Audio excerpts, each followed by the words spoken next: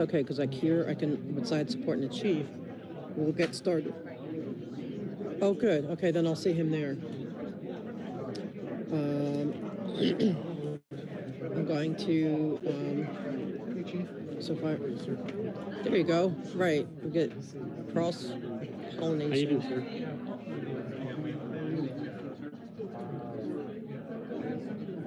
Oh, good. Thank you. Let's go. That's what we need, because the smear campaign is, it's just, they're going to try to get it based on that. And even their own lawyer is spreading these lies. So it's really important. Oh, good morning, hippie chick.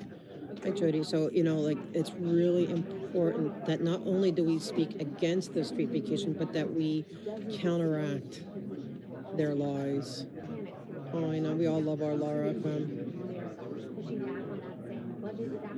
And, it's really, really important that we do that.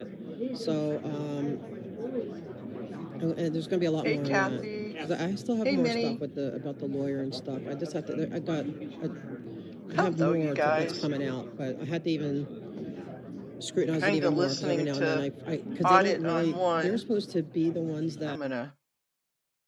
I've got this live so that way I can get signed in. They normally do not.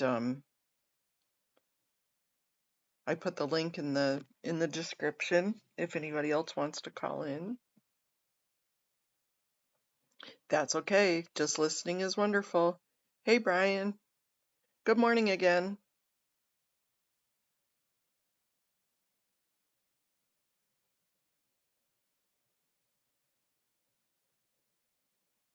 I'll get at least logged in online here. Open link in new tab.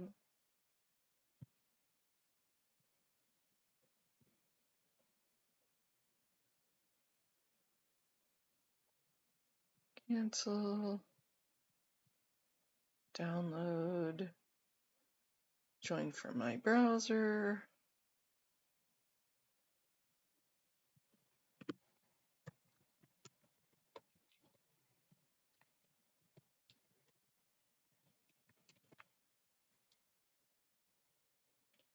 Make sure it's going to be on that. There we go. And then I'll sign in on Zoom. That way we are signed in for both. Join meeting as an attendee. Open link.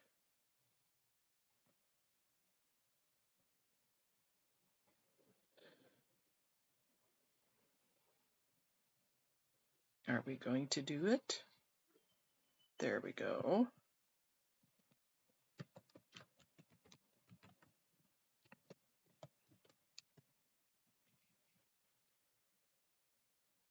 Okay, I am all signed in on both, just in case they pop in early. Hey, Amy. The link is for the LAPD meeting. Yes, it is.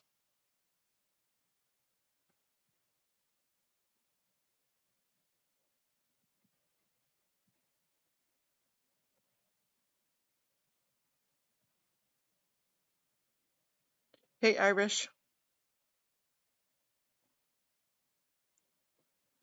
And did you grab it, Minnie, or do I need to put it in here also?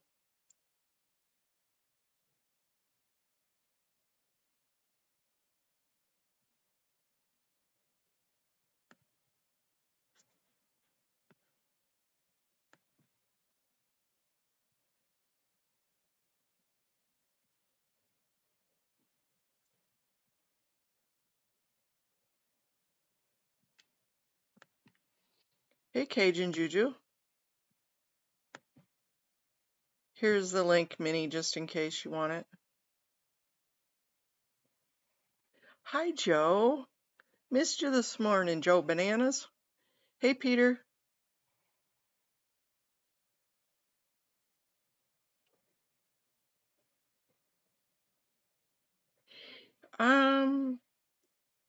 I think, doesn't she already have one?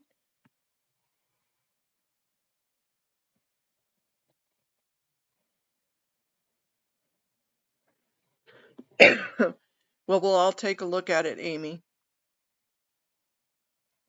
You're welcome, Minnie. Hey, Antics.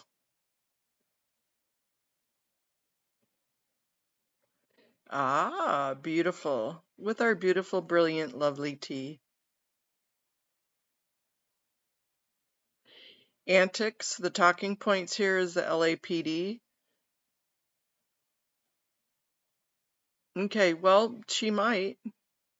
I don't know what she'd want to do with that, but I'll ask her if you want, Peter. LAPD, OIG, the commission purview um, is the oversight of the LAPD chief.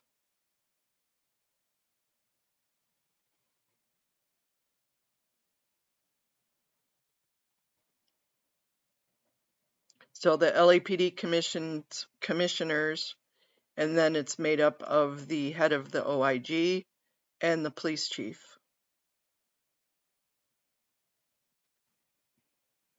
So talking about swattings, talking about unequal enforcement, anything really.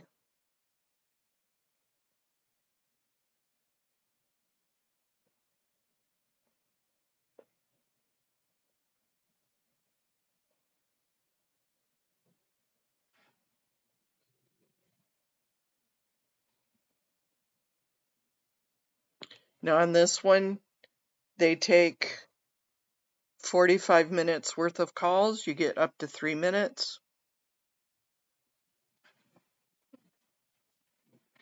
And they supposedly go back and forth between in the room and on Zoom. In the room on Zoom, and they go back and forth. Unfortunately, if they have a lot of people there, they'll end up taking everybody there and not taking everybody on Zoom and going back and forth. So it's hit or miss. When they start, you need to raise your hand.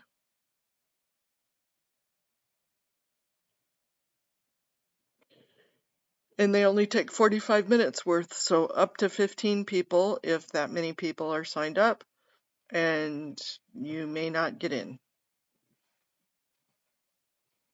Which I wanted to open up my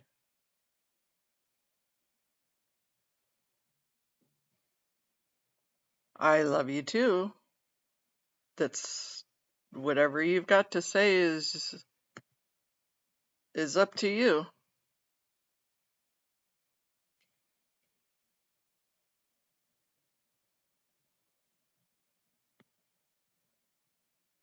And I need to find my old one because what was that date?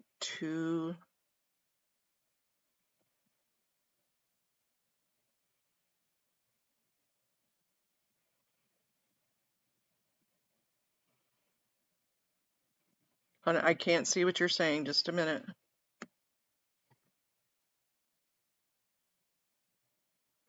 Well, you say what you need to say.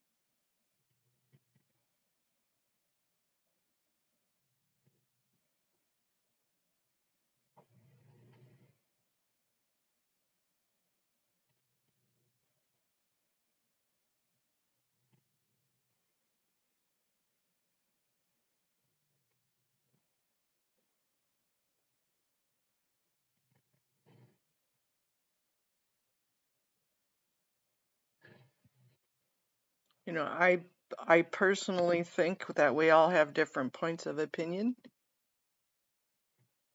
and that's right. This is a safe place for that discussion, and I'm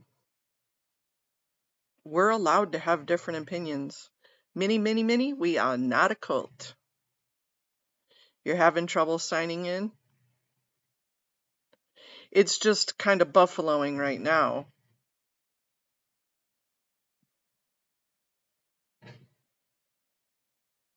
It's waiting for the host to start the webinar.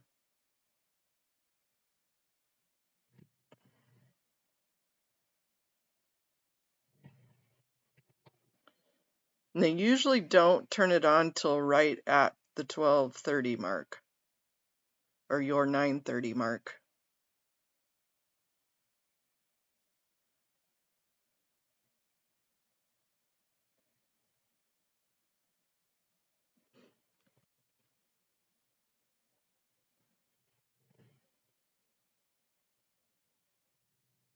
Absolutely still a free country.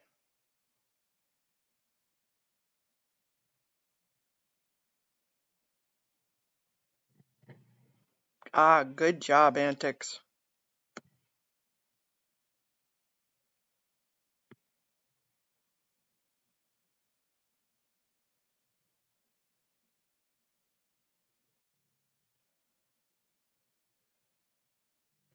And Minnie, the last time I checked, having a bunch of yes men sitting around is a cult.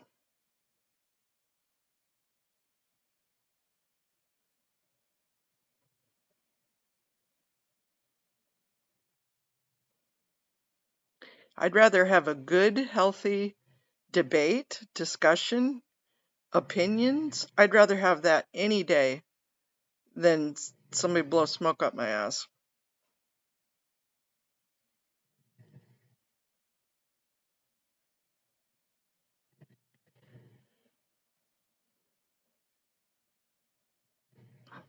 No, it doesn't. The only thing I don't respect is when people try to hurt other people or downgrade people out of spite. That I don't respect that. But differences of opinions and difference of seeing eye to eye, absolutely.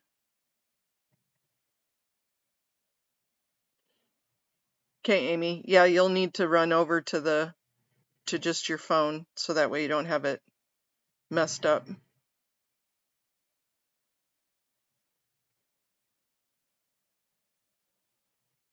Okay, but while we're waiting for them to do it, I'm gonna go tinkle real quick.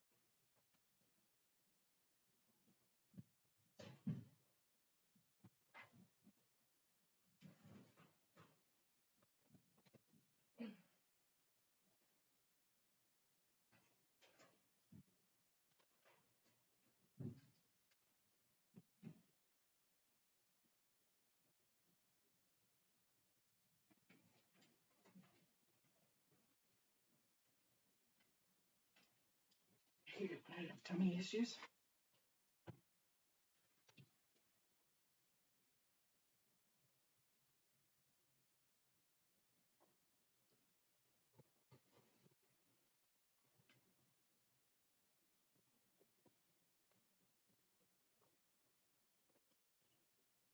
$12:30, 9:30 Pacific.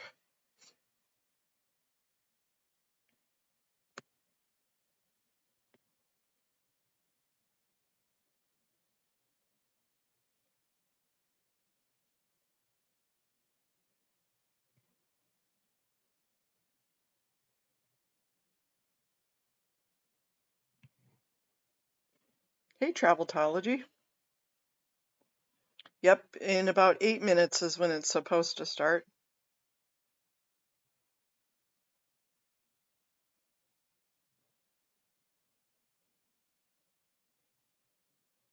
Antics is asking if anybody has any suggestions. I already have what I'm gonna write, what I'm gonna read. I already have mine written out.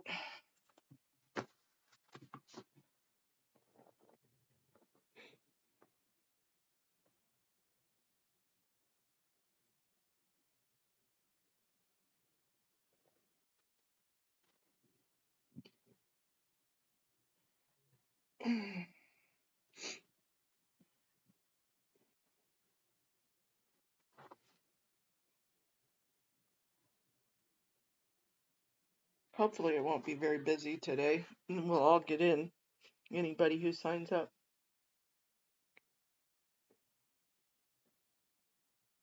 Mm-hmm.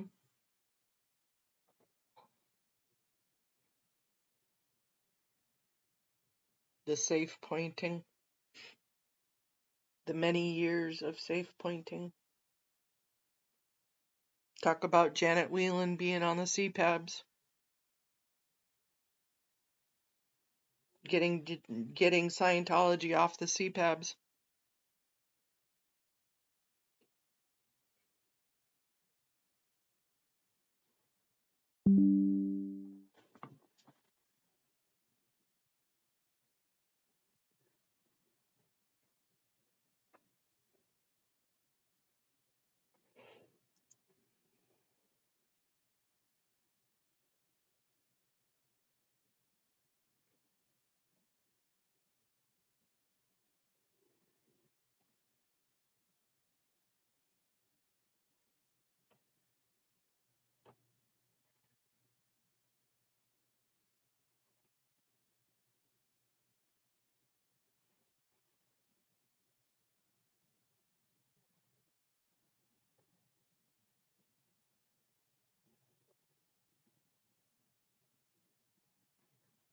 I see Streets just went live. I just got a notification. Wonder if he's here at the police commission. See if he's at the police commission or at the fire commission. Please, Minnie.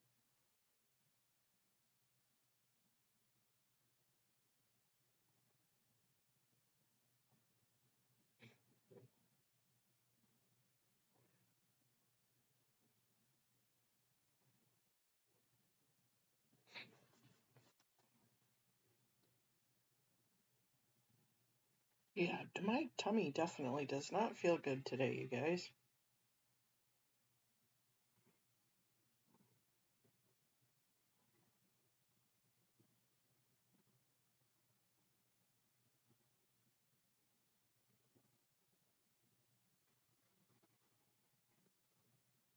Okay, thanks, Peter. Good, so he'll be here.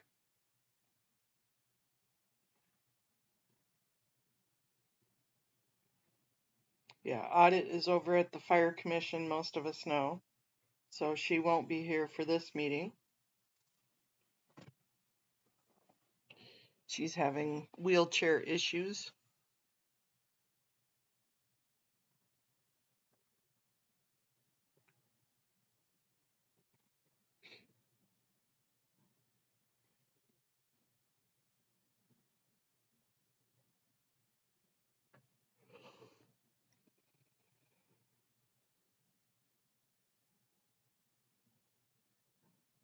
Ah, thanks. Yeah, I don't know what it is. It's just hurting really bad. Is she? Okay.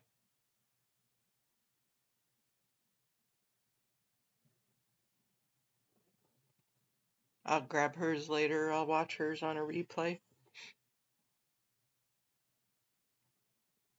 I know Bite Guy um, has an admiration for the chief that was let go.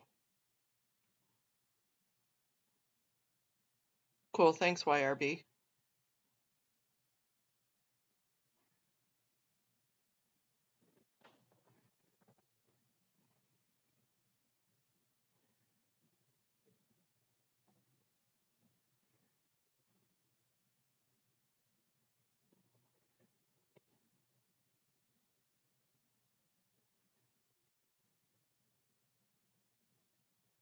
There you go. That's been almost a year.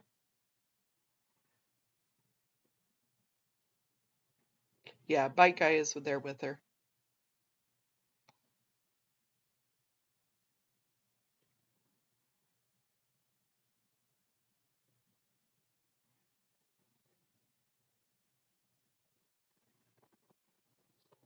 He wanted to do the fire commission because of the chief, and that's cool. We got it covered.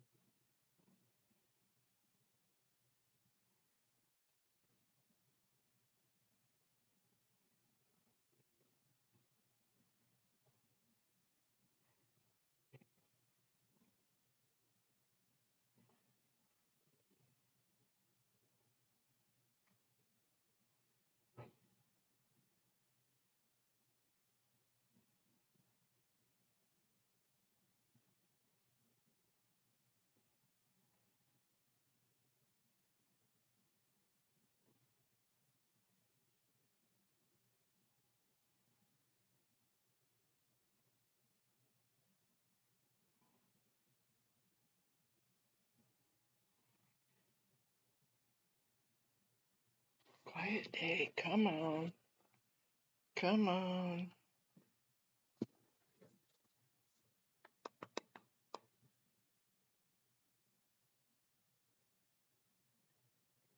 Yeah, Solomon's. Here we go. Recording in progress.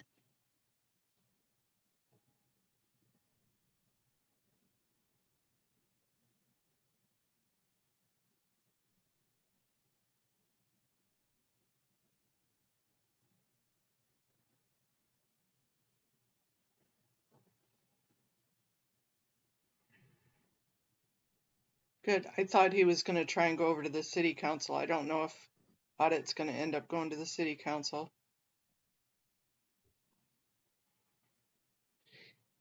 That's who I'm targeting today is Errol Southers.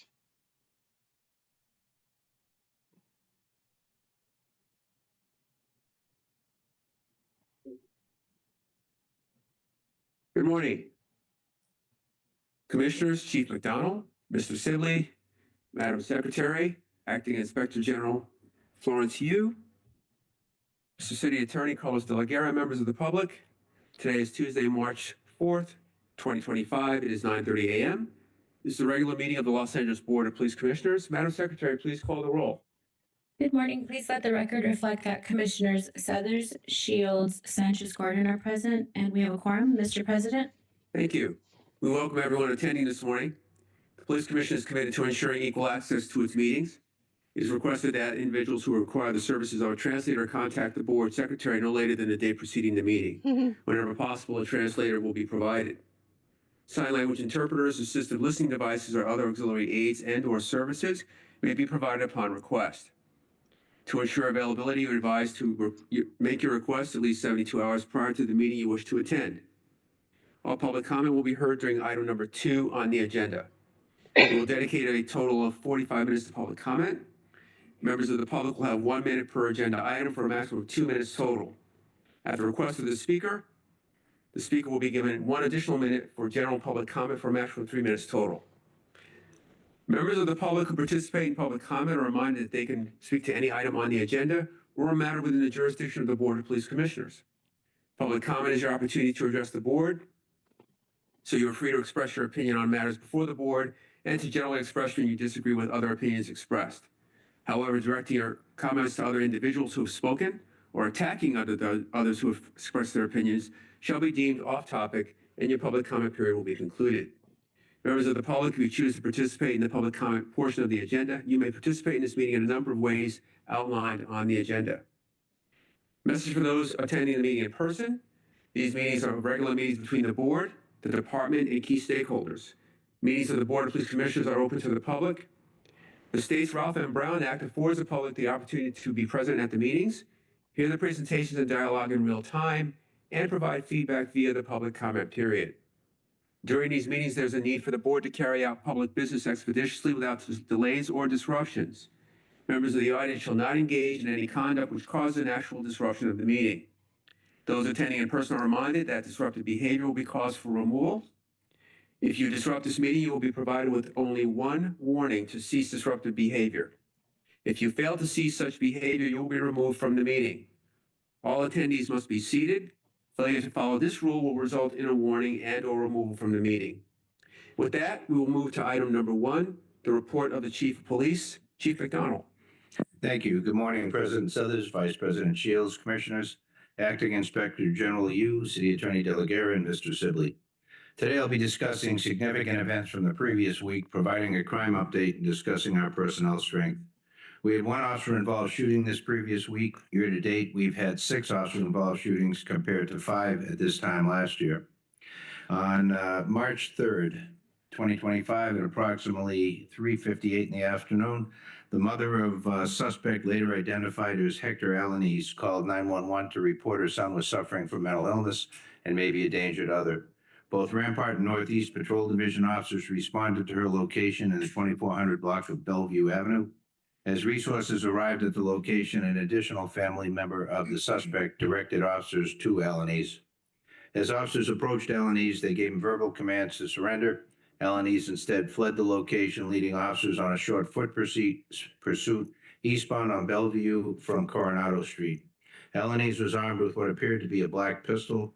As Alanis entered a driveway in the 2400 block of Bellevue Ave, he turned and pointed the pistol at officers, resulting in the discharge of a 40-millimeter less lethal launcher, and an officer-involved shooting occurred.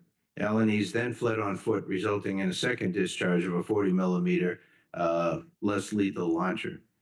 Despite the suspect being struck by both gunfire and the 40-millimeter projectiles, he again continued to flee until an officer discharged a taser, incapacitating Alanis, allowing officers to take him into custody without further incident.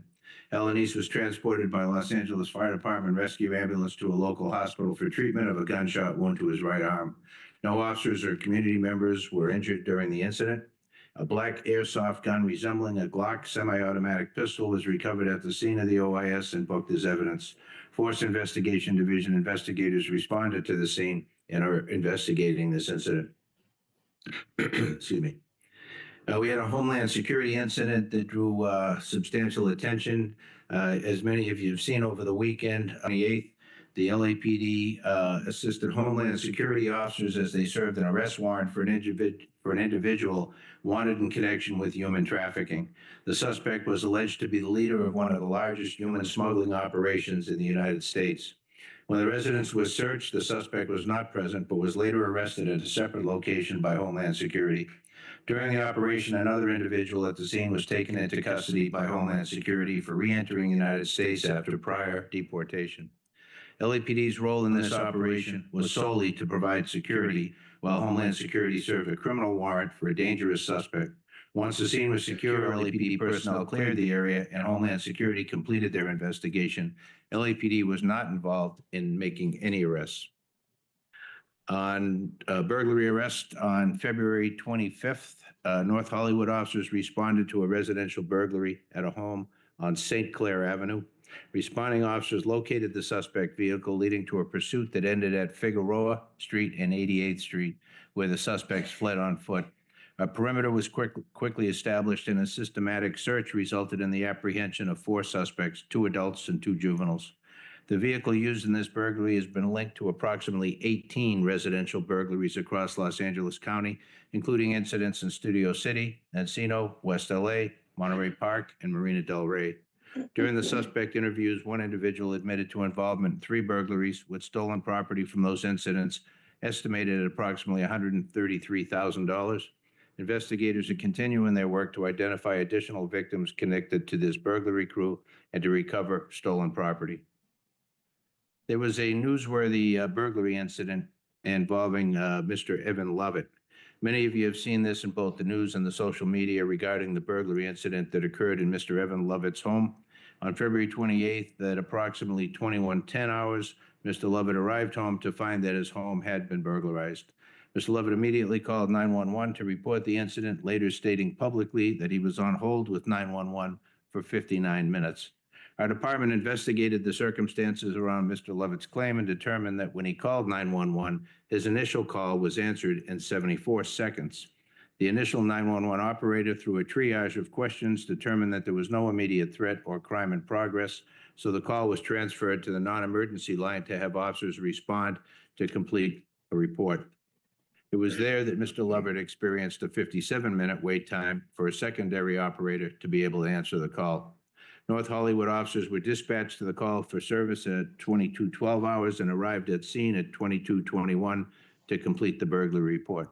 It should be noted that the 74-second call answer time is lengthy for our 911 dispatchers. The state goal is to answer 90% of 911 calls in 15 seconds or less. On February 28th, Communications Division was only able to answer 49% of the 911 calls in 15 seconds or less due to a lack of personnel and an increase in call volume. On this date, Communications Division received 8,448 911 calls. The average volume is between 7,500 and 8,000. To address the call volume, Communication Division has hired 144 new police service representatives in 2024. Of these, 115 are still in training. Furthermore, we're expecting to have an additional class of approximately 30 starting in our deployment period 4 of this year.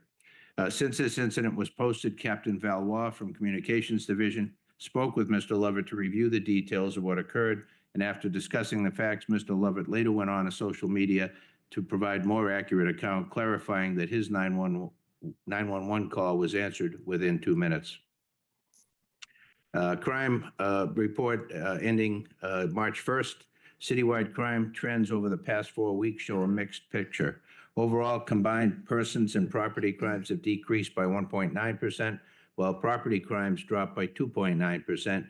We've seen a 2.2% increase in person crimes.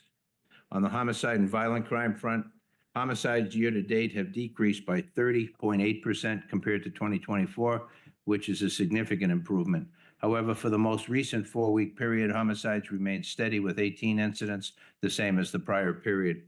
Notably, Operations Valley Bureau saw an increase in homicides, with 6 reported compared to 2 in the previous 4 weeks.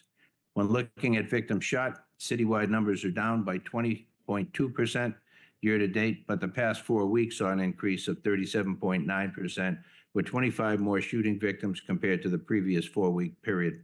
Specific areas with notable increases include Southeast Division, which reported 12 shooting victims compared to 4, Topanga, where shootings increased from 1 to 6, and Olympic, also an increase from 2 to 7 shooting victims. At this time, no clear pattern or trend has emerged, but we're closely monitoring these incidents. As far as aggravated assault and robbery, aggravated assaults increased by 12.1% over the past 4 weeks, with 125 additional cases. However, robberies decreased by 13.1% during the same time. Strong arm robberies remain a concern, accounting for nearly half of all the cases, with 256 incidents reported. On a positive note, firearm-related robberies have dropped by 28.4%. Regarding burglaries and auto theft, burglaries have increased significantly, up 25.3% over the past 4 weeks, with 219 additional cases reported. The largest increases were seen in the Valley, where Operations Valley Bureau saw a 41% jump, and specific divisions such as Devonshire with an 84% jump, Topanga 80%, and Olympic 72% experienced sharp rises. Residential burglaries are up nearly 30% and 732 incidents reported, while non-residential burglaries have increased by 23.2%. Motor vehicle thefts decreased by 5.4% over the past 4 weeks. On our personnel strength as of March 3rd, we currently have 8,761 sworn personnel and 22,660 civilian professional staff. We still maintain a complement of 380 reserve officers. Mr. President, that completes my report to the Commission. Thank you. And I'll open the floor for questions or comments from the rest of the board. Vice President Shields. Thank you, Chief, for that pretty comprehensive report. Starting with the officer-involved shooting that occurred yesterday, it sounds like when the mother called 911, she did indicate that her son was suffering from mental illness. In terms of dispatching, was there any attempts to get anyone with a kind of trained medical health assessment? They got to the scene. The officers would normally respond to the scene, see what they have, trying to make an assessment, request whatever resources would be appropriate. They got to this scene. The suspect was pointed out by a family member as to his location, saw the police and ran. There was a foot pursuit. When the foot pursuit terminated, the suspect turned on them with a gun, so there was no time to be able to get additional resources or de-escalate in the manner we'd like to see. Thank you. And there are times we've heard about kind of like a co-response potential model. Is that something that would have been available there? Was it attempted? I understand that at times that they're not really able to intervene in an ongoing event. Can you talk a little bit about when that does happen, when we can send someone out? Yeah, sure. When you have a mental health issue, you try and get the experts out there, either a med unit or a co-response with a mental health clinician. But when you have a man with a gun, you have to get police officers out there to be able to assess what they have. If there is a person with a gun, to be able to de-escalate, take them into custody, and make the scene safe before you would bring somebody in who is going to be able to deal with the mental health issue.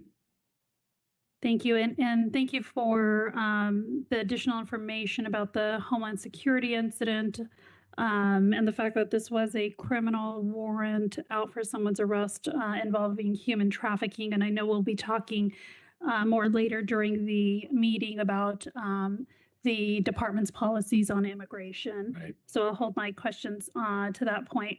And thank you for really clarifying the misinformation that's out there about the 911 calls. Over the week, there's been a lot of discussion about basically don't call the police and if you have an emergency because they're not going to answer. And I think it's very important to let everyone know that it is something that they should call if there's an active ongoing emergency happening, and that it will be answered quickly. I'm glad that there are a number of people in the pipeline because I visited the police services representatives. They are some of the, most hardworking people in the department. They're the backbone of the department, and they have been understaffed. And so it's good to know that there's relief coming with 100 or so in training, but it is a lengthy training.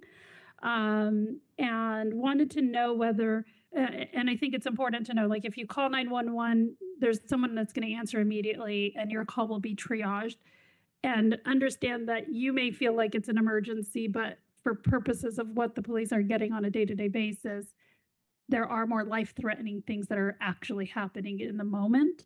And then when they're put on hold for the non-emergency calls, that's where it's problematic. And is there anything else that the department can do, both in terms of informing people with like an informational video of what other numbers they can call for these non-emergency things, Or is there, has the department thought creatively of like, can we get a group of volunteers or others to help answer the non-emergency calls? Yeah, there are a number of different things that can be done on the website. There's directions as to potentially making online reports for certain types of reports, calling the station front desk, or in this case, the secondary line that's forwarded from 911. Our focus is obviously crimes of violence in progress, other crimes in progress, to be able to get units out there as quickly as they can get out there. And then that's why the original calls are always triaged and then transferred over to a secondary line. The personnel staffing issue, as we correct that will get better on that portion.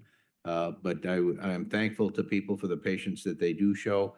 We try and get to these as quickly as we can, but anytime somebody's taking a report over the phone, you want to be as thorough as you can on that as well as you would want on your own. So it does take some time to be able to complete that, but for the calls for service, the emergency calls for service, we try to get those as fast as we possibly can. Yeah, and I just don't think people understand the volume that comes to these operators on a daily basis. And so to the extent there's any other kind of creative ideas of how to handle the non-emergency lines, whether it's, directing them online or other things, I think, we'd be very open to that. Okay. And again, I want to commend, the leadership at the police services representatives and all of the PSRs that are working, hard every day. I also wanted, Chief, to take a minute to thank you for the very, stern message that you've provided to everyone within the department about drinking and driving. I think it's important for them to understand that there will be consequences and understand that to the extent they didn't think that was going to be the case in the past, that you've sent a very strong message to them, and also identified a number of resources that officers who have a problem can reach out to, and particularly all the resources at Behavioral Science Services, BSS.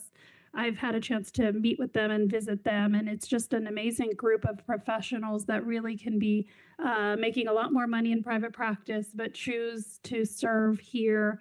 I'm very impressed by the leadership of Dr. Dorian, and think that they have a number of great resources for anyone that is in need.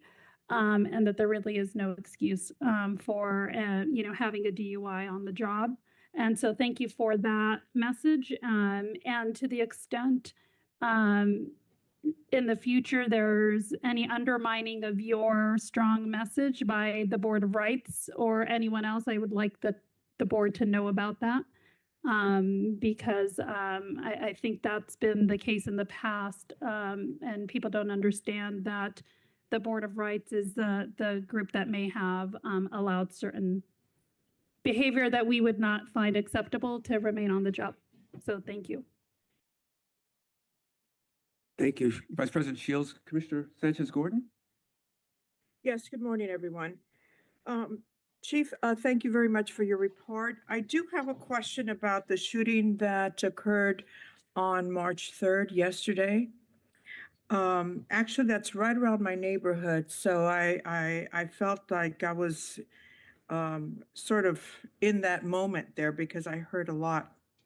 But specifically, I want to know, what is the policy when a call, or maybe I should step back and ask, when the caller initially made the call to LAPD about this incident, and I believe you said it was the mother? All right, correct. Yeah. Did the mother at that point indicate that her son was suffering under some mental challenge, mental disability? She did. Okay. At that point, what is the policy of LAPD knowing that a mother is calling, the son has mental illness, there is a problem, he has a gun.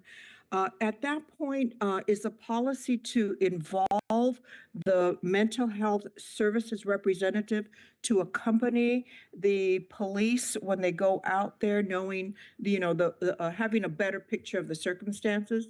Anytime, depending on availability, anytime we can get clinicians out there, whether they're a Met team or otherwise, to be able to respond to a situation like this, we attempt to do that. There are a lot of calls come out like this type, so the officers will generally get there first, see what they have, be able to triage that. If they have time on their side, which they didn't in this case, because the suspect with the gun ran from them, their goal was to try and chase that person down, corral them, and then de-escalate the situation. The suspect did not allow that to happen, turning and pointing a gun at them. But normally, we would like to be able to control the scene, put the person in a place where he can't hurt himself or anyone else, and then de-escalate, bring in the resources, and be able to come to a peaceful conclusion. That's always the goal. In this case, that wasn't what happened.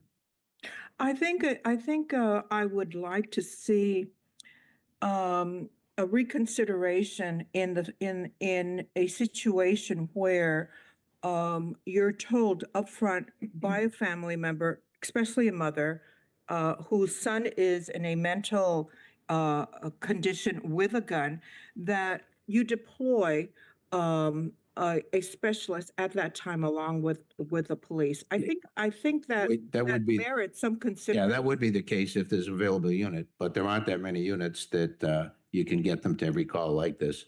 But if there's a Met unit out there, they certainly would roll on a call like this. Thank you.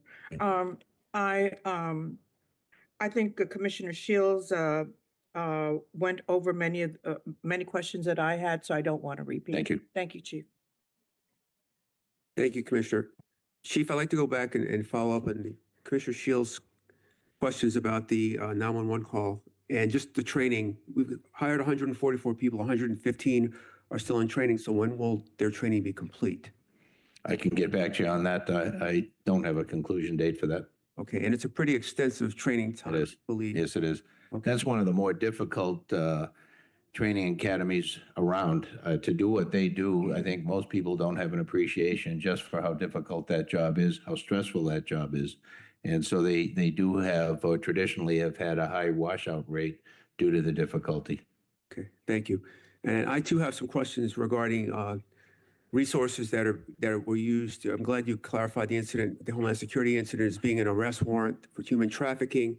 But I do have some questions about our resources that are being used in terms of personnel and property to assist in those matters. But I'm going to wait until we have our department's report later on in the meeting. I'd like to commend LA. I was at an event last week where, along with Commissioner Sanchez-Gordon, they had a scholarship event and awarded several scholarships to some young people, two are already in college and two who are going to college. And I just want to commend them for that annual effort that they engage in. Thank you. So with that, what I'll do is move to agenda item number 2, which is public comment. And Madam Secretary, please call the first speaker. The first speaker is Susan Rocha.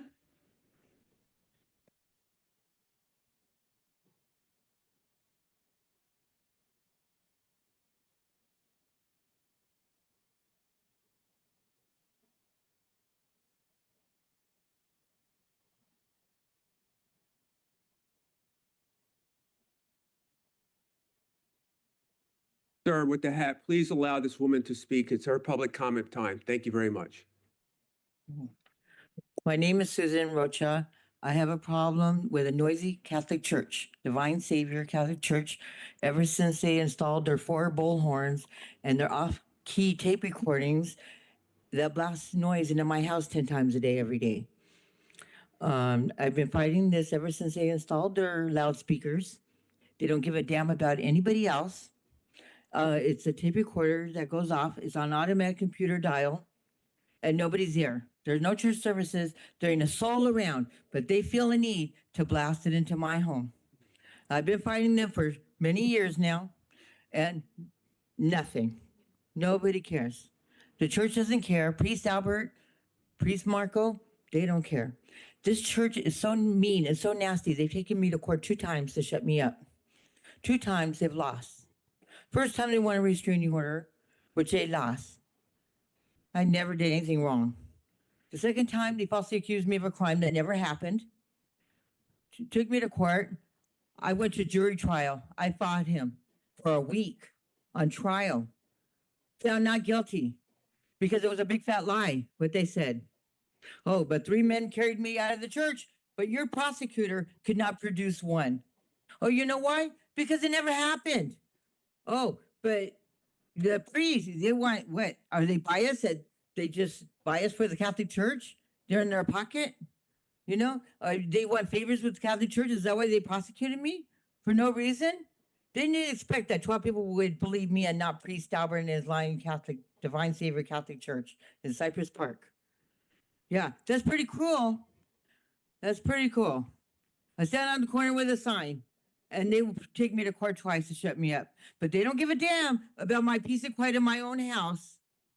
Even though there's no church services, not a soul around, it does violate Penal Code 415 and your noise code, LAMPC Chapter 11, Article 5, Section 115.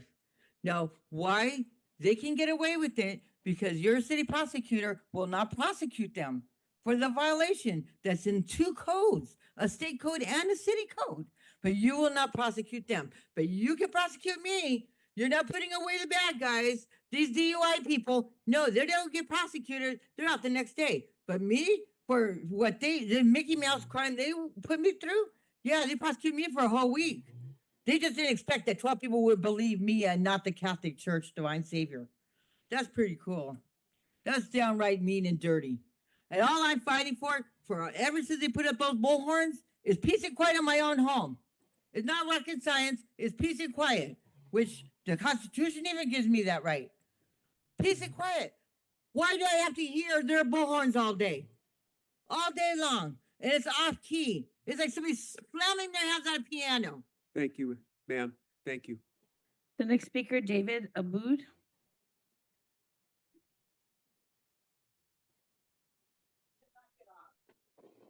Ma'am, please step away from the podium so the next speaker can speak. Thank you. Good morning, Commissioners. My name is David Aboud. I serve as the Civic and Community Engagement Director for Councilmember Hugo Soto Martinez, who co-authored the Sanctuary City motion at City Hall. We'd like to thank the board for moving to update the LAPD manual to reflect the Sanctuary City ordinance. The proposed updates appear consistent with the ordinance, and we recognize the effort so far that has gone into ensuring alignment with city policy. But as always, policy is only as strong as its implementation. The enforcement activity that took place last week struck a chord with the city and our constituents, and it put a spotlight on how the city of Los Angeles interacts with federal immigration enforcement. This is a critical moment where we need to clarify exactly what is and isn't allowed under our policy. These situations will not always be black and white. There will be cases where criminal investigations intersect with immigration enforcement, and we have a responsibility to be transparent with our constituents so that we do not betray the trust of our communities. When people can have confidence in their government, they feel safe reporting serious crimes, taking their kids to school, and accessing city services without fear. What this commission does today will shape public perception of how the city engages with immigration enforcement. We need to make it absolutely clear that every single officer in the department understands this policy. Here's what our office is asking for today. Number one, vote yes on item 4A and approve the updates to the policy manual. Number two, clarify that the city of Los Angeles will not participate in Section 1325 enforcement activities during task force participation. Number three, ensure that department guidance and frequently asked questions align with the Sanctuary City Ordinance. We look forward to working together to use this as an opportunity to strengthen public trust by ensuring that these updates are clearly communicated to city employees and our constituents. Thank you. I also have a copy of the letter from the council member for. Thank you very much. Next, we have Betty Lay. Bootlicker Betty. Good morning. Good morning. What items would you like to speak on? Chief's report, agenda items, and public comment, please. Okay, 3 minutes. Okay, first off, Chief, I appreciate your report. And I'm really hoping that you will talk with our city attorney, Rosa. Her name is actually Heidi Rose. Bring back our neighborhood prosecutor program. We really needed, all divisions needed. It's very helpful. I appreciate and everything you do, the commissioners do. I do support all the donation agenda items, and I'm really happy with our new OVB deputy chief. She's an amazing gal. I do miss Ruby, but I know why she had to do a lateral move. It was better for her all the way around. Anyway, I hope everybody stays safe and healthy, and I yield the rest of my time. The next speaker, William Mayercheck.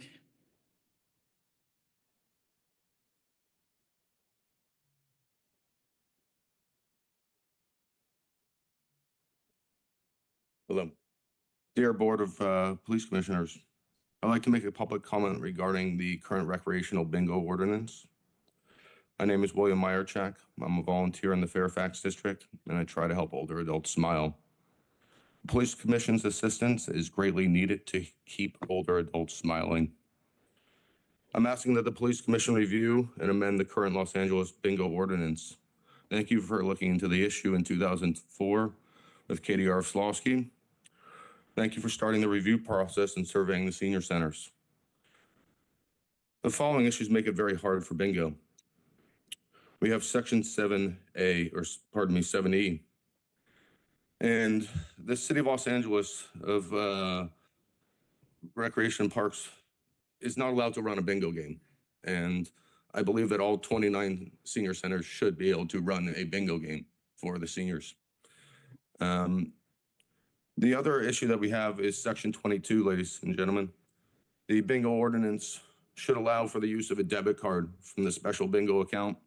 Consecutive numbered checks and dual signed checks are no longer accepted at many retailers.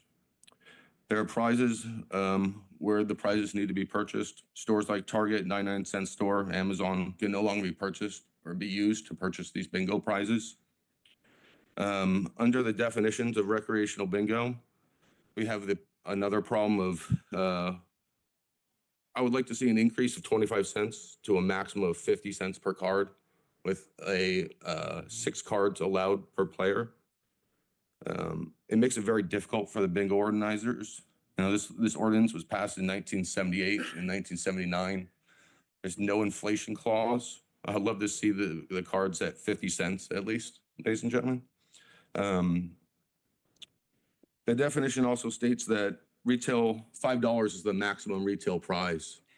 I believe that this maximum retail price should be increased to $15 or $20 to stay in tune with inflation for today. If I go to Starbucks, who's very active, they give us $2,400 worth of coffee every year just for the bingo players. They can't even give us a $12 cup, guys.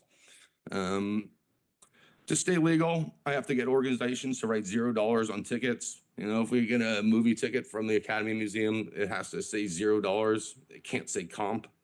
They're $6 a ticket, so they have to write $0 on it. This current ordinance is causing very large problems, and I ask that you guys allow senior centers to please have bingo games in Los Angeles. Thank you. Thank you. The next speaker, Xiu Ming Xie.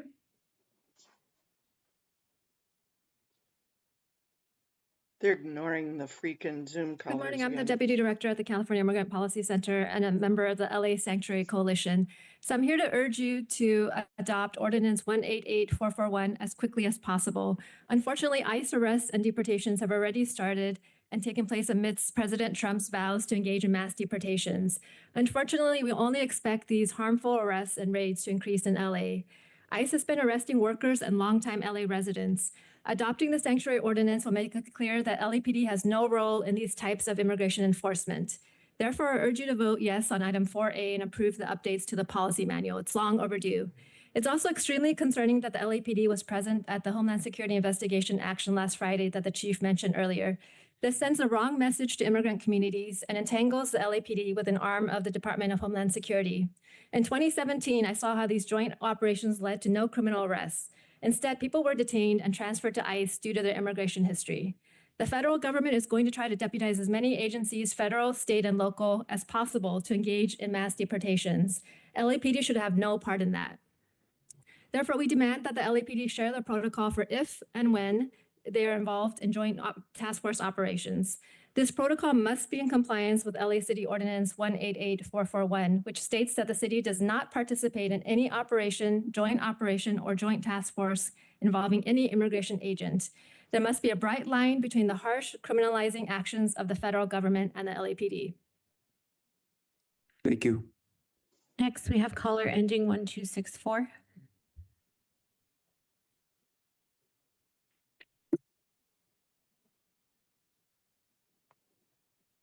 Caller 1264, you're on. Okay, we'll move on to the next. Yaritza Gonzalez.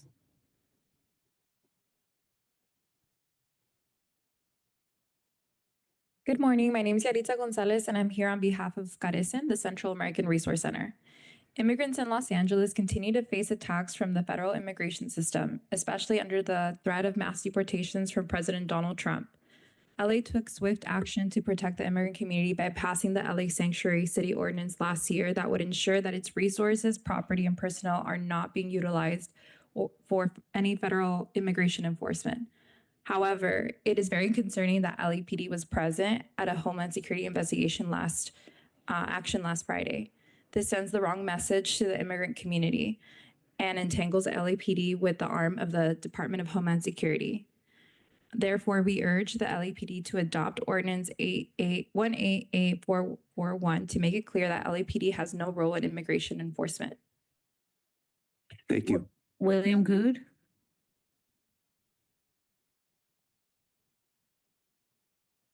So to be clear, the chief's report reported that crime is down year over year and it's being done with fewer officers. Same thing he reported last month and the month before and the month before and the year before and the year before. Crime is going down with fewer officers.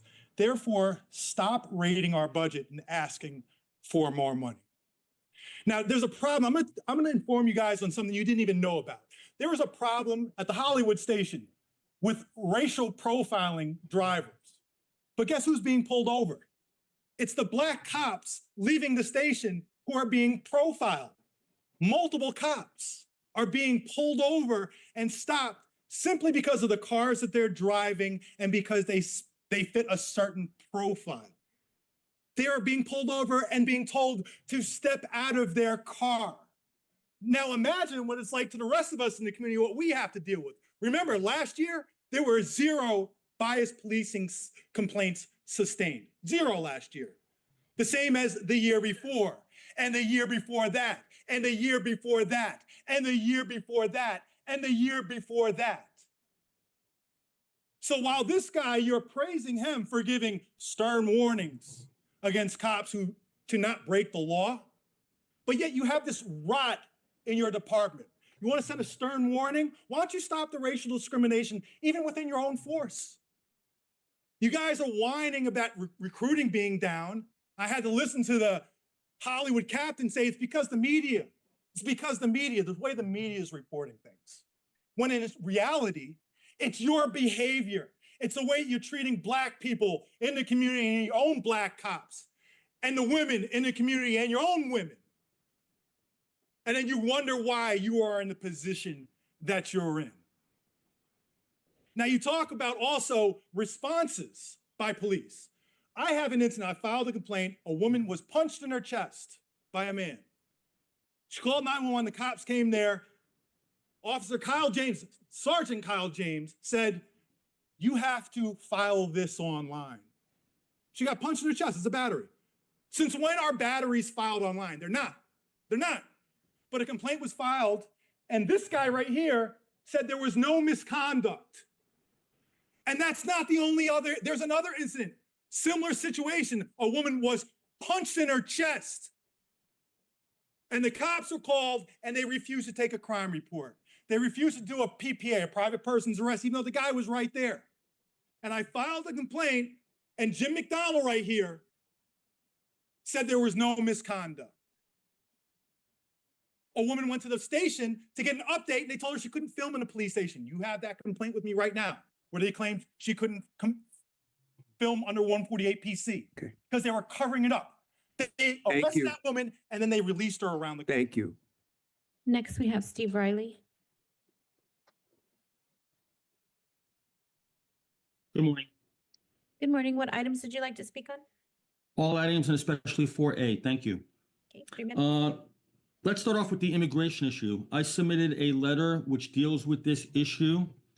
I believe that the LAPD and LA City has a difficulty distinguishing between legal and illegal immigrants. And let's talk about that. There are some people who come to the United States who obtain a visa through the process at an embassy or consulate overseas, and they come in legally through a port of entry. They sometimes overstay their visas, which is a lack of respect for our visa process and our law. That should be dealt with, but that's civil. There are other people who cross the border illegally. It's an illegal entry, an actual crime. Title 8, U.S. Code 8, 1325.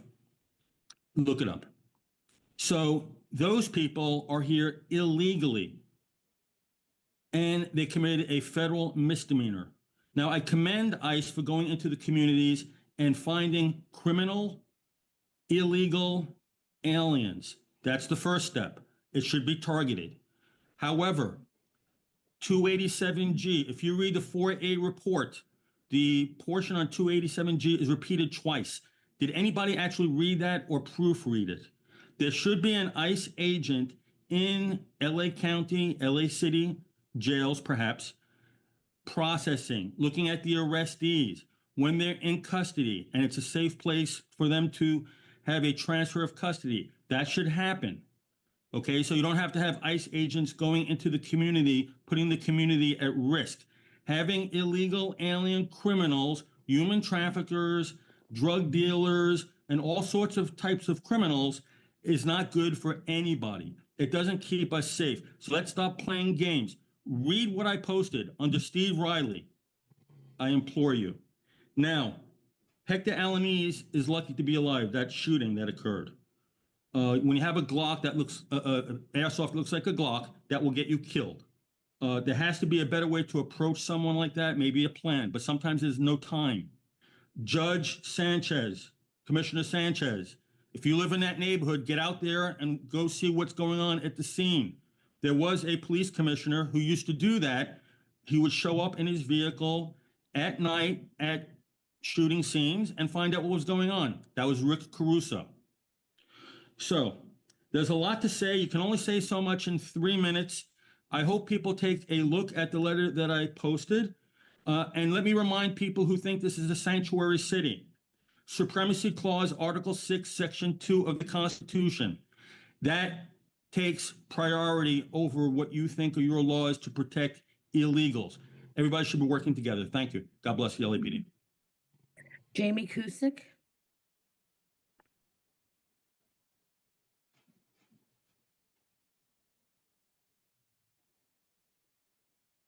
All right. I, along with the rest of the Stop LAPD Spying Coalition, I'm addressing you today with great concern regarding a recent presentation by this board, where a large amount of misinformation was shared with the community regarding automatic license plate readers, also known as automated license plate recognition, or ALPRs. At the February 25th, 2025 meeting of the BOPC, there was a presentation from LAPD relative to its ALPR system. Commander Giselle Espinoza and Captain Anthony Espinoza spoke about LAPD's use of ALPRs, including its data sharing agreements with other agencies. Captain Espinoza stated that today we only have 5 of those agreements signed. That limits our ability to data share. Following the presentation, in a question and answer session with commissioners, Captain Espinoza clarifies that the 5 agencies LAPD currently shares ALPR data with are local, not federal, and that the 5 agencies that we are sharing with are Huntington Park, La Mesa, Livermore, San Luis Obispo Sheriff's Department, and West Covina. When Commissioner Kalanche asks, at any point could the FBI or a federal agency have access to the license plate reader data, Espinoza responds that the only time another agency can get access is if they have that agreement signed with us, which has been viewed by the chief of police. We're addressing you with great concern and urgency over this presentation by LAPD, which misrepresents LAPD's use of ALPR technology and how that information is shared with other agencies. Some important points to understand about ALPR readers and LAPD data sharing. One, LAPD has different vendors for the capture and sharing of ALPR data. When LAPD talks about data sharing and agreements, the department must specify which vendor and/or data sharing platform or portal they're referring to. This is important because the data is collected, stored, shared, and maintained differently depending on which technology is being used. Currently, LAPD captures ALPR data through the following technologies: Axon's Fleet in-car recording platform system on LAPD patrol cars, Motorola's ALPR fixed camera scanners, and Motorola's Vigilant Solutions mobile companion ALPR smartphone application. Additionally, LAPD has an agreement with Flock Safety to access ALPR data captured by Flock Safety cameras, but the department does not appear to own any Flock Safety ALPR readers at this point, nor does it own the ALPR data that is gathered by Flock. In its presentation, LAPD appeared to be referring to the Motorola Vigilant Systems ALPR system in terms of data sharing and agreements, but this is unclear and leaves questions about LAPD's data sharing of additional ALPR data unanswered. Regarding Flock Safety, a number of police departments in California and at least one fusion center do list the Los Angeles Police Department as currently having access to their ALPR Flock data, including the Port Hueneme Police Department PD, San Jose PD, Costa Mesa PD, Palm Spring PD, and the Northern California Regional Intelligence Center, NCRIC, the Fusion Center for Northern California. This is by no means a complete. Thank you. Thank you. The next speaker, Grace Z.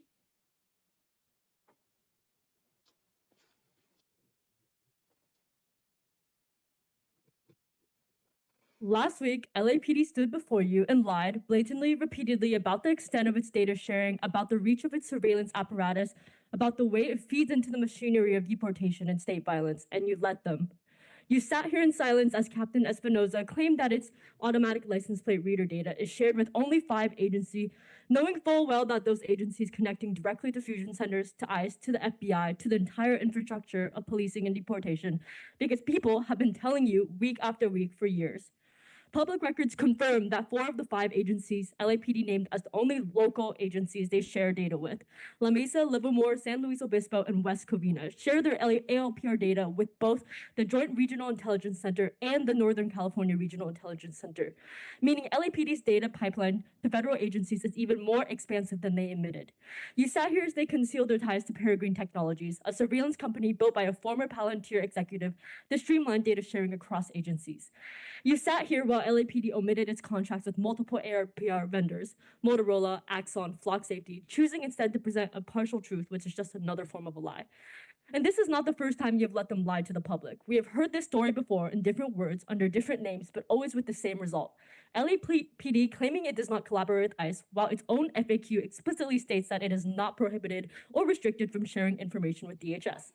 LAPD pretending LA is a sanctuary city, while the very ordinance meant to prevent cooperation with ICE cites a federal law that mandates such cooperation. The ordinance cancels itself out. It is a smoke screen, just like every empty promise of oversight and reform that comes through this chamber. So let's be clear, there is no sanctuary in a city where LAPD freely shares data with federal agencies, where ICE has access to biometric scans, license plate records, and booking information, where police continue to function as an arm of the deportation machine. There is no accountability in a system designed to protect the police. No justice in a body exists only to justify their violence. So we are not here to appeal to your conscience. If you had one, you would have spoken out last week. If you had one, you would not sit here today, complicit in yet another expansion of LAPD's surveillance empire. But the truth is, your role is not to hold LAPD accountable. It is to protect and expand its power. The commission exists to legitimize the machinery of policing, to funnel money and resources into an institution built on anti-Black violence, criminalization, and social control. Your silence is not passive. It is an active function of your position. And I hope every night as you close your eyes, you're haunted by the fact that you have spent your days ensuring that one of the most violent police departments in the world continues to surveil, brutalize, and murder our people and communities. That you have chosen again and again to be architects of oppression. You are here to manufacture the illusion of oversight while rubber stamping every tool, every contract, every policy that strengthens LAPD's ability to repress and kill. Shame. Quinn, the next speaker, Quinn.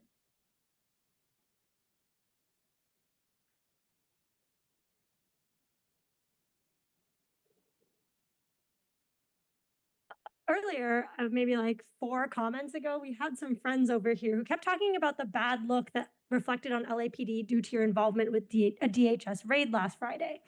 Let's be exceedingly clear. This is not the first way that LAPD has been entangled with ICE. If I may, I'm going to read from your own document from the Office of the Chief of Police. Shout out, Jim.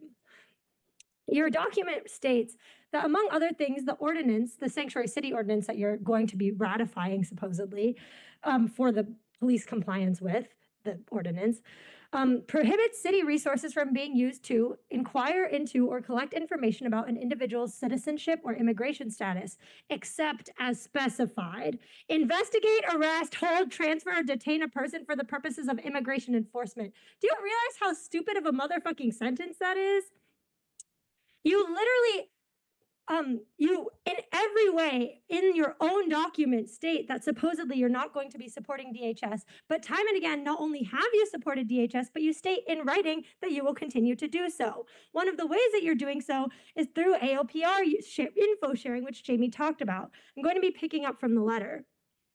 In fact, LAPD does share information with fusion centers. Fusion centers are surveillance and data sharing hubs which tie local collectors and users of intelligence data into a national information sharing environment, ISE. Fusion centers were established in the wake of 9/11 and the creation of the Department of Homeland Security, DHS, to detect, analyze, and track potential threats to U.S. national security and to disseminate information about threats to local agencies and law enforcement. They are also a site for data integration and sharing between local law enforcement, like you, LAPD, and state and federal agencies, including DHS, the FBI, the CIA, and ICE.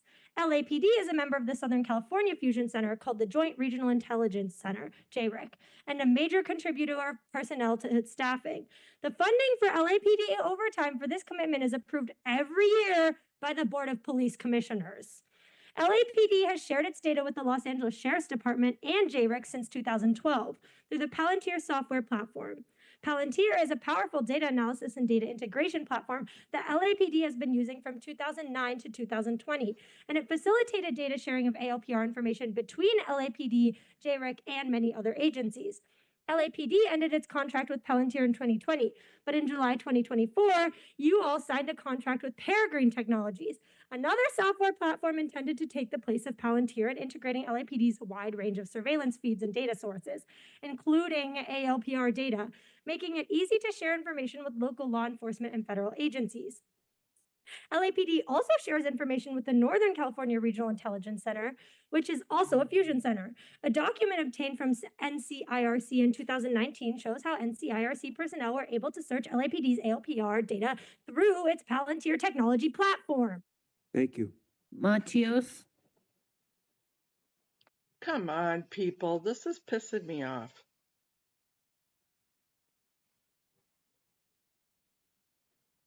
Okay, my name is Matias Quirano with the Stop LAPD Spying Coalition. It's hard to come to these meetings because it's such bullshit. Truly, it's so detached from the reality that we experience that it's hard to kind of like participate and continually tell the truth. And you know, that's true of this commission, that's true of the LAPD, but that's true of some of the folks advocating here too today, which is really unfortunate and really hard to say, truly. You know, on this topic of LAPD's response to shootings, of people experiencing mental health crises, it seems like a fresh conversation every time. But truly, this is something that happens all the time. We're not just talking yesterday. A month ago, we had Linda Becerra Maron, who was a sex worker who called LAPD for help, for support, was enduring a crisis, and then was shot by LAPD in her own room because she held a knife to herself. Is that an instance to shoot somebody? And then the same officers that shot her then guarded her hospital room as she lay dying. This is the norm for LAPD. You have Takar Smith 2 years back in the Westlake neighborhood, whose wife called the LAPD, asked for the SMART unit for the alternative. LAPD showed up and similarly shot him. Why are we having a fresh conversation about policy changes in any way? Why are we pretending this is new? This is happening again and again and again. And the fact is, the department wants this violence. These officers are bloodthirsty. That's just a fact. They go in with this vision of killing people. That is their sense of justice. The department routinely lies about how they respond to mental health crisis. They routinely lie about all their policies, every single policy.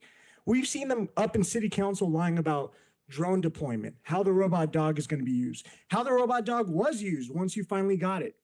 And so it begs the question, when we talk about, collaboration with DHS, why are we even entertaining the notion that policy will be effective in inhibiting violence in any way?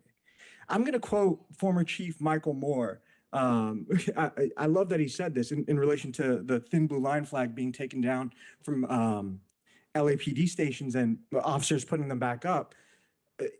Culture eats policy for breakfast, lunch, and dinner is what he said. This is an admission of the reality of LAPD. And when we talk about the culture that fuels the violence that kills people experiencing mental health crisis, or even funnels or fuels this collaboration with the Department of Homeland Security, the xenophobic, racist, anti-immigrant mindset, it very much is a culture that's embedded in these officers. And so even if we ask for a lack of legitimized task forces or collaborations in this way, I promise you, these officers are friends. They'll have loose collaborations. They'll concurrently investigate. They'll show up to the scene at the same time. There'll be a text. And so what does it say that we have to show up and ask for these policies? And how does it help mask their violence? How does it offer a false sense of safety for our communities, right? We have Lou Kalanche who showed up. Thank you. Hamid Khan, please.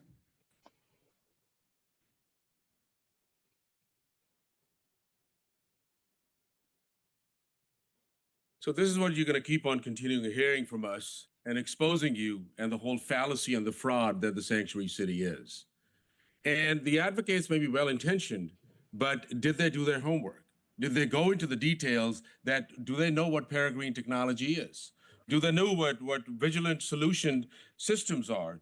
Do they know that Motorola ALPR fixed camera scanners? Do they know the Axon fleet and car recording platform systems and LAPD patrol cars? And do they know that they're using their cell phones and Fusus technology and flock safety and all of that? So yesterday we sent a letter to the commission mapping out the misrepresentation and lies that we heard at last week's presentation. Absolutely lies that they were laying down. And here we are again, that they're looking to pass this whole, letter that is going to go to the city hall and provide a false sense of security and protection. What about programs that are baked in, whose survival is based on information sharing? That they have to. There is no fucking guardrails or this thing or that thing. What about the suspicious activity reporting program? It cannot survive without that. What about the I Watch, See Something, Say Something program? How about that? What about various other programs that are baked in that you cannot you have to shut down those programs? Would you shut down those programs? Do you have the audacity to face the LAPD and shut down those programs? No. By record, no. So in essence, you are accepting and acknowledging your complicity in this whole system by sanitizing and creating this whole false sense of security that people will have. So of course the LAPD would show up. It's not a matter of like, Hugo is going to call somebody and say, don't show up. My ass, they're going to show up every time because it's baked in. It is baked in. What about the 5 agencies that they talked about, Huntington Park and San Luis Obispo and other agencies? We have 4 of them. We have documentation that show that they share the information with NCREC and JREC and various other information sharing environments. What about your partnerships with fusion centers? How would that end? What is going to happen with that? LAPD is a major, major player in the fusion center right here in Norwalk, in eastern Los Angeles County. Are you going to take a step of that? We challenge you to hold public hearings and we'll show you inch by inch, map by map, dot by dot, how that information is being shared, how information is gathered, how it is stored, how it is shared, how it is publicized, and how it goes to all the rest of the agencies around the country and around the world as well. Not just Huntington Park, but through the National Counterterrorism Center and various other agencies as well. So what about the record management systems? What about the FISUS technology for the real-time crime center? How vast that is and where does that information sharing happens?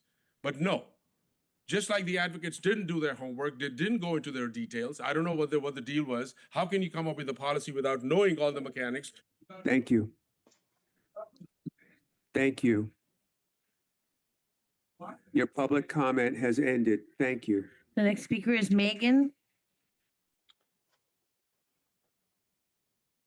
Audit, we need to do a cure and One correct. thing we can count on is y'all showing up here every week and showing your whole fucking asses. It is so stupid to be here and see you guys be up in arms about racist language used by your officers. Again, mind you, this is not the first time. This has been many times over the years. And yet, as William pointed out, not a single racist bias complaint sustained. Not a single one.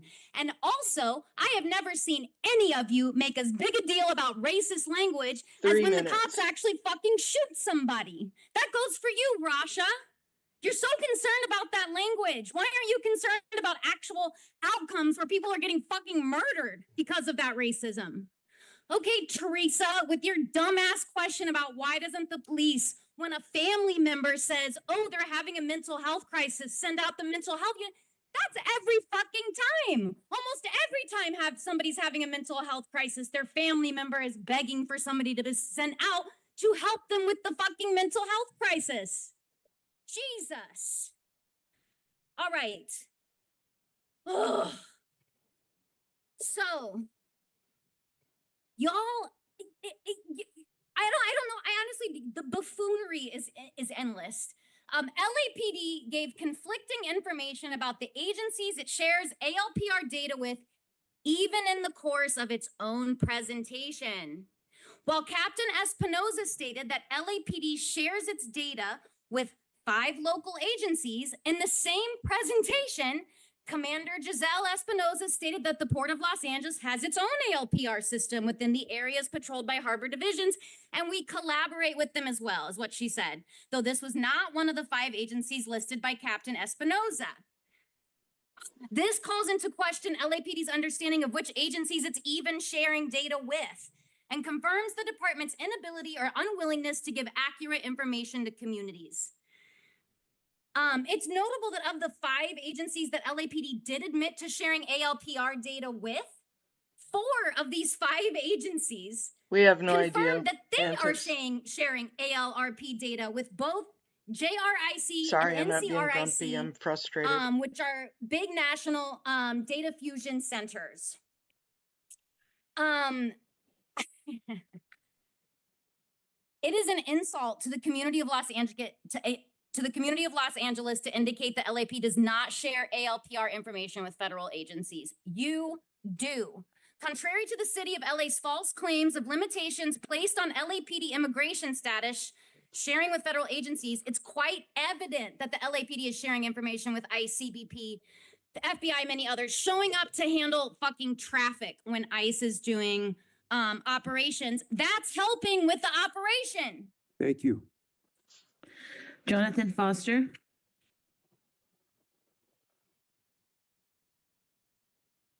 And this is the last in-person speaker card. Thank you.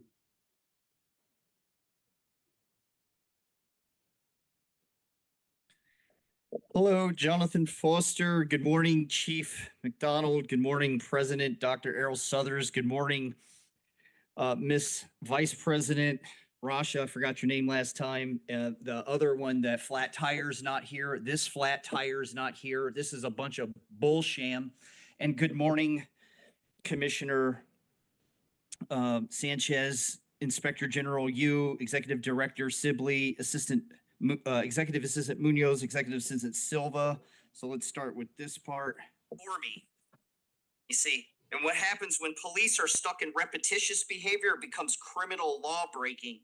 And then someone dies. This is called a oops, out of policy shooting, and it becomes a oopa, out of policy murder or homicide. Okay? And Rasha, you got money signs in your eyes. You were going to be a nurse, but you wanted to be a lawyer because it makes more money. And I got... Yep. And so there's nothing wrong with that, making money. what it is, because you have money, you have judgment. Because you have money, you have judgment, like Caruso or Soberoff. And Caruso and Soberoff drove by homeless women in wheelchairs on the sidewalks here for every day, every week, every month, for years, 10 years, 20 years. These are two scumbags. Rick Caruso, Soberoff is a scumbag and another scumbag. It left women dying on the streets here with all that money in the bank. When Jesus gets here, boy, is he going to open up the can of whoop ass on these people. Here, let's talk about this one. One of my mentors is Father Greg Boyle. Nothing stops a bullet than a job. Is there a possibility of training our youth to get them a job? Do you know what school? Do you know what school is? School. You ever heard of it? They train people for jobs at school. Boy, I tell you, people are really messed up.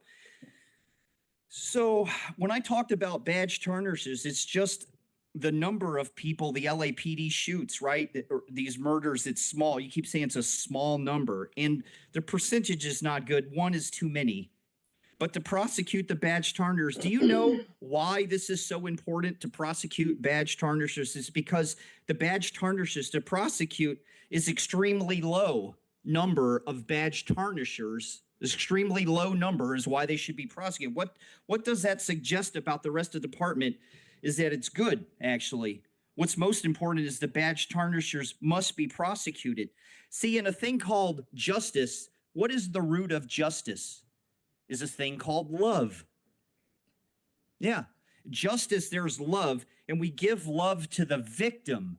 When the LAPD, they shot Rocco was on the ground. Thank you. Thank you. Next, we have Philip Tabby.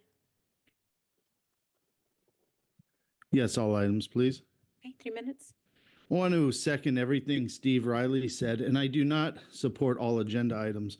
I'd like us to take a moment of silence for all the abused and deceased children due to the horrible violence this world has shown them.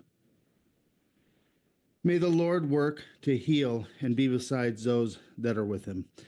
For the past several weeks, we have heard accusations directed to Scientology, horrible accusations that must be taken seriously and investigated. What is troubling is we rarely hear any updates on investigations regarding the continued abuse of children here in Los Angeles.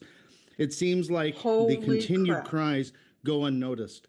So please tell us, is there an investigation going on into the Church of Scientology? What about other notable items in the news, such as the Diddy case?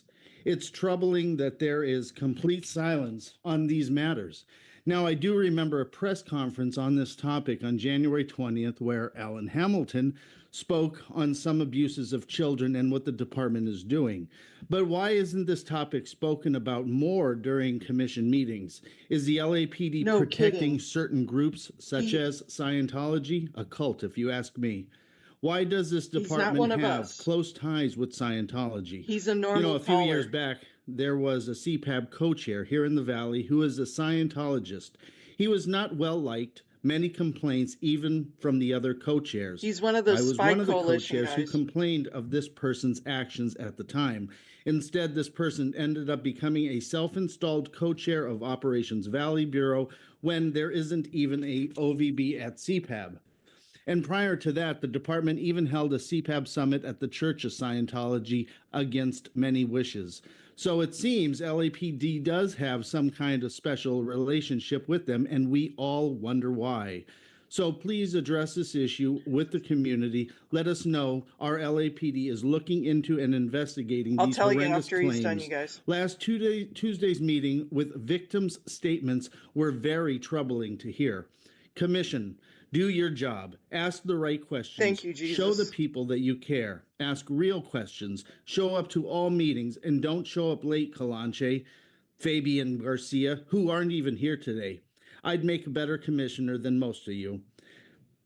Most of you have zero law enforcement experience. What are you all hiding and who's pulling your strings? Maybe the FBI needs to investigate the LAPD. Kash Patel, where you at? This needs attention. Fire Liz Rhodes, arrest Mayor Karen Bass, and God bless our LAPD. Thank you. We'll now move on to agenda item number 3, consent agenda items. We will now move to agenda item number. Holy crap, you guys. That came completely out of left field. I was just getting so pissed that they hadn't even called us. We definitely still need to do a cure and correct because they're supposed to be going back and forth, and it just pisses me off. If they want to do that, do it. If they want to take all the speakers in there, but don't say you're going to go back and forth. The rules are the rules. That's what we have rules for in life, right?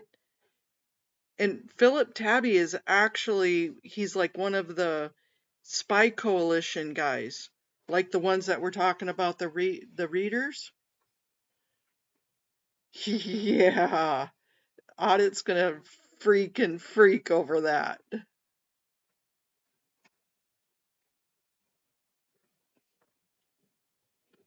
Yeah, that was good. Philip Tabby is usually one of the spy coalition people.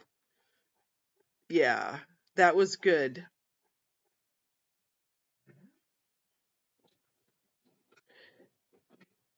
God was listening to me today.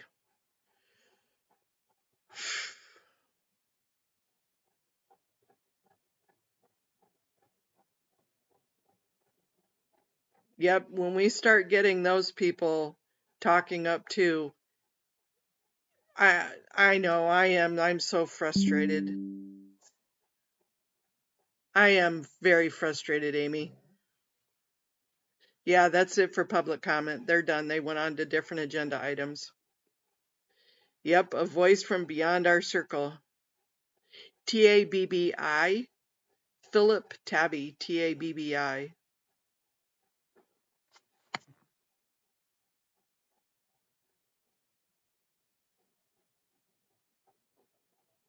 Wow, you guys. That shows how much their comments last week hit home.